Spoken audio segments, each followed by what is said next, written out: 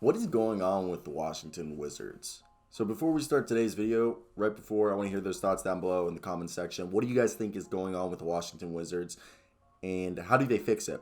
I want to discuss this in today's video and let's get right into it. Let me hear those thoughts down below in the comment section. Like and subscribe to help the channel grow. So the Washington Wizards are a team that is struggling. This is the same Wizards who steamrolled their way through the early stages of the regular season, and they nearly set a record for their best start in franchise history. And then they lost to the struggling Pelicans 127 to 102 in a game that seemed super lopsided, more than that final score indicates. The Washington Wizards turned the ball over repeatedly. They missed outside shots that they normally made, and they never held a lead or even tied the game, okay?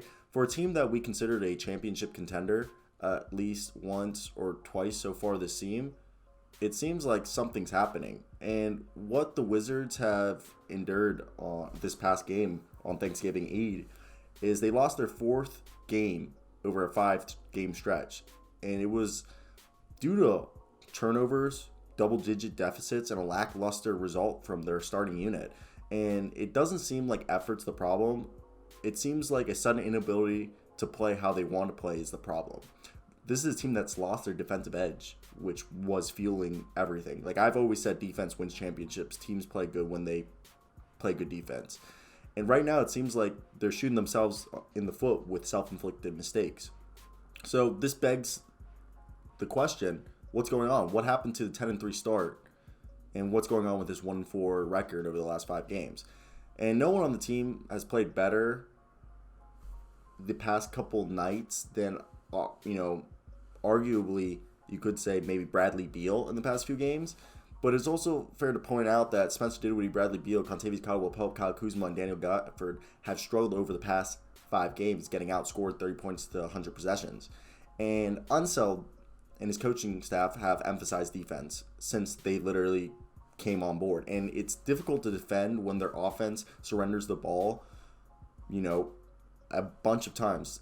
So through the first 13 games, they only had about 14 turnovers a game. In the past 5, that has ballooned to 17. Okay, so you can't win games when you are throwing off, inaccurate passes or carelessly dribbling through traffic. Okay, and on back-to-back possessions against the Pelicans, this problem was shown.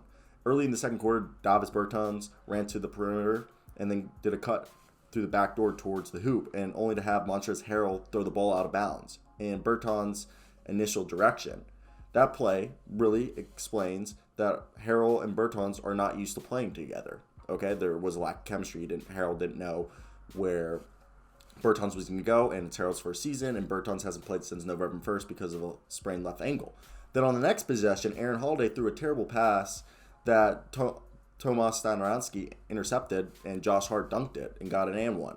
And then on the next possession, Dinwiddie hurled the pass towards Holiday, and it just went too high, and it was off target, and it glanced off of Holiday's hand and went out of bounds. And since the start of camp, the Wizards players have literally raved about their on and off the court chemistry, and often they can speak about what each other are doing, what they're doing, and it seems like a team that's very close. The best teams are very close, and in all sports, the best teams are the teams that are like a family.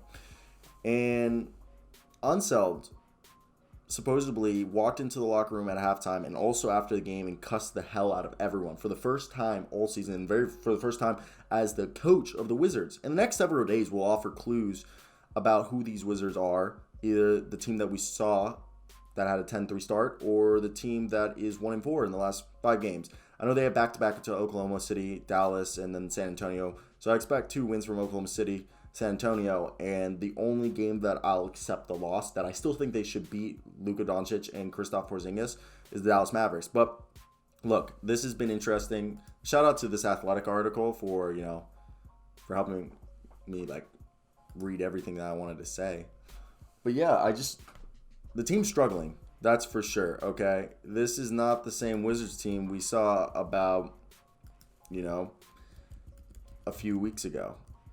I feel like they can turn it around. Everybody goes through their ups and downs. So I don't think this is something that we should be like, oh no, they're terrible. But what I'm saying is people need to realize that this is a good team. Okay? It's a good team. People need to stop worrying that they're not having the success, okay? But besides that, that's basically it for me. I want to hear your thoughts down below in the comment section. Do you guys agree with me that this team has been phenomenal?